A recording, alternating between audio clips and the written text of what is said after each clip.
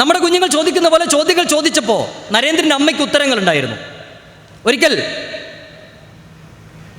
സ്കൂളിൽ നിന്ന് തിരിച്ചു വന്ന നരേന്ദ്രൻ അമ്മയോട് പറഞ്ഞു, ഇന്ന് എൻ്റെ സ്കൂളിൽ ടീച്ചർ ചോദിച്ചു എന്താവാനാണ് ആഗ്രഹമെന്ന് ചോദിച്ചു. അപ്പം ഞാൻ പറഞ്ഞു, എനിക്ക് കുതിരക്കാരനാവാനാണ് ആഗ്രഹം എന്ന് പറഞ്ഞു. അപ്പോൾ നരേന്ദ്രൻ്റെ അച്ഛൻ വലിയ വക്കീലാണ്, സമ്പന്ന കുടുംബമാണ്. ഉറപ്പായും ഒരു ICS പരീക്ഷയൊക്കെ പാസ്സാവാൻ സാധിക്കുന്ന, അതിന് പിന്തുണയ്ക്കാൻ കഴിയുന്ന കുടുംബ പശ്ചാത്തലവും കാര്യങ്ങളൊക്കെ ഒരാളാണ്.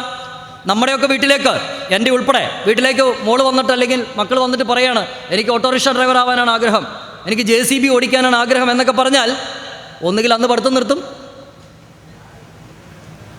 അല്ലേ? ശരിയല്ലേ? ഇവിടെ നരേന്ദ്രൻ്റെ അമ്മയോട് നരേന്ദ്രൻ പറഞ്ഞു, എനിക്ക് കുതിരക്കാരനാവാനാണ് ആഗ്രഹം എന്ന് ഞാൻ ടീച്ചറോട് പറഞ്ഞു അമ്മയെന്ന് പറഞ്ഞു. അമ്മ പറഞ്ഞു, നല്ല കാര്യം മോനെ, നീ കുതിരക്കാരനാവണം. അപ്പോൾ അതിൻ്റെ ആകർഷണീയത എന്ന് പറയുന്നത്, നരേന്ദ്രൻ കുതിരവണ്ടിയിലാണ് സ്കൂളിലേക്ക് പോകുന്നത്. അപ്പോൾ ഒരു മീശ പിരിച്ച് നല്ല മസിലൊക്കെ ഉള്ളൊരു കുതിരവണ്ടിക്കാരനാണ് സ്കൂളിൽ കൊണ്ടുപോകുന്നത്. ഇതാണ് ആ തൊഴിലിനോടൊരു ആകർഷണീയത വരാൻ നരേന്ദ്രന് തോന്നാൻ കാരണം. ചെറിയ പ്രായത്തിലാണ്, ബിലെ എന്നാണ് ആ സമയത്ത് വിളിക്കുന്നത്, ചെറിയ കുട്ടിയാണ്. പക്ഷേ അമ്മ പറഞ്ഞു, നല്ലതാണ്, നീ കുതിരക്കാരനായാൽ മതി എന്ന് പറഞ്ഞ് അമ്മ നേരെ പൂജാമുറിയിലേക്ക് കൊണ്ടുപോയി. പൂജാമുറിയിലേക്ക് കൊണ്ടുപോയിട്ട് അമ്മ പറഞ്ഞു, നീ കുതിരക്കാരനാവണം. ഈ ചിത്രത്തിൽ കാണുന്ന കുതിരക്കാരൻ സാക്ഷാൽ ആറന്മുള പാർത്ഥസാരഥി. ആ പാർത്ഥസാരഥിയുടെ ചിത്രം കാണിച്ചു കൊടുത്ത്, ആ ഗീതാകാരൻ്റെ ചിത്രം കാണിച്ചു കൊടുത്തിട്ട് അമ്മ പറഞ്ഞു, നീ കുതിരക്കാരനാവണം. ഈ ലോകത്തിൻ്റെ ദാർശനിക പ്രപഞ്ചത്തിലേക്ക് അതുല്യമായ ഒരു സംഹിതയെ സമ്മാനിച്ച, ഇന്നും പഠിച്ചു തീരാത്ത, പറഞ്ഞു തീരാത്ത, പ്രയോഗിച്ചു തീരാത്ത ആ ഗീതാ കാവ്യം നമുക്ക് തന്ന ആ സാക്ഷാൽ ഭഗവാനെ കാണിച്ചു കൊടുത്തിട്ട് പറഞ്ഞു, ഇതിൽ പരം വലിയൊരു കുതിരക്കാരൻ വേറെ ഉണ്ടോ? അതായിരുന്നു ഭുവനേശ്വരി ദേവി എന്ന അമ്മ. അപ്പോൾ ഭുവനേശ്വരി ദേവി എന്ന അമ്മ ഇന്ന് നമ്മുടെ സമൂഹത്തിലില്ല. അന്വേഷിച്ച് പോകുന്ന നരേന്ദ്രൻ എന്ന് പറയുന്ന കുട്ടിയും നമ്മുടെ കൂടെയില്ല. കുട്ടിയുണ്ട്, പക്ഷേ നരേന്ദ്രൻ ചോദിച്ച പോലെ ചോദ്യങ്ങൾ ചോദിക്കാൻ അധ്യാപകരോ രക്ഷകർത്താക്കളോ ഇന്നത്തെ കുട്ടികളെ പ്രേരിപ്പിക്കുന്നില്ല. ഇന്ന് നടക്കുന്നത് വിദ്യാഭ്യാസത്തിൻ്റെ ഒരു പൈപ്പിംഗ് ആണ്.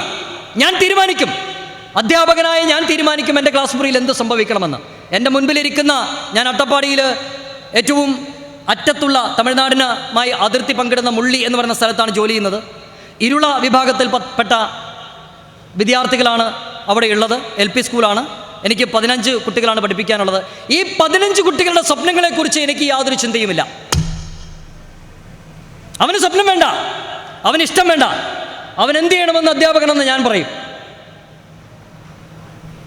അവൻ എന്ത് ചെയ്യണമെന്ന് അധ്യാപകനെന്ന് ഞാൻ പറയും.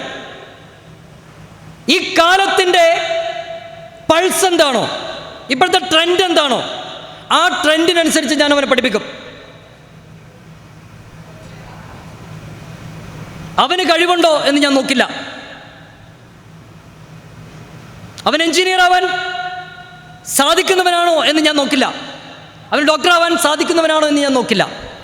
ഈ ഒരു വിദ്യാഭ്യാസ സമ്പ്രദായം, കരിയർ, തൊഴിൽ സൃഷ്ടിക്കാൻ മാത്രമുള്ള ഒരു വിദ്യാഭ്യാസ സമ്പ്രദായം, ആ സമ്പ്രദായമായിരുന്നു നാളിതുവരെ നടന്നു വന്നത്. ദേശീയ വിദ്യാഭ്യാസ നയം അതിനെ പൂർണ്ണമായി മാറ്റുകയാണ്. അതെങ്ങനെ മാറ്റുന്നു എന്നുള്ളതാണ് ഞാൻ നിങ്ങളോട് പറയേണ്ട വിഷയം. അപ്പം നമുക്ക് നരേന്ദ്രനിലേക്ക് തിരിച്ചു വന്നാൽ, നരേന്ദ്രൻ ചിക്കാഗോയിൽ പോയി. ചിക്കാഗോയിൽ പോകുന്ന സമയത്താണ് അദ്ദേഹം സ്വാമി വിവേകാനന്ദനായി മാറുന്നത്. അതിനു മുമ്പുള്ള അദ്ദേഹത്തിൻ്റെ ജീവിതകാലത്ത് സ്വാമി വിവേകാനന്ദൻ എന്ന പേരില്ല. നമ്മുടെ കന്യാകുമാരിയിൽ വരുമ്പോൾ ആ പേരില്ല. ഭാരതമെമ്പാടും സഞ്ചരിക്കുമ്പോൾ ആ പേരില്ല. വിജ്ഞാനാനന്ദ, വിവിധിഷാനന്ദ എന്നൊക്കെയുള്ള പല പേരുകളിലാണ് അദ്ദേഹം സഞ്ചരിച്ചിരുന്നത്, അറിയപ്പെട്ടിരുന്നത്. ഈ വിവേകാനന്ദൻ എന്ന വിഷയം ഒരു 3 മണിക്കൂർ പറയാനുണ്ട്. ദേശീയ വിദ്യാഭ്യാസ നയം എന്ന വിഷയവും ഒരു 3 മണിക്കൂർ പറയാനുണ്ട്.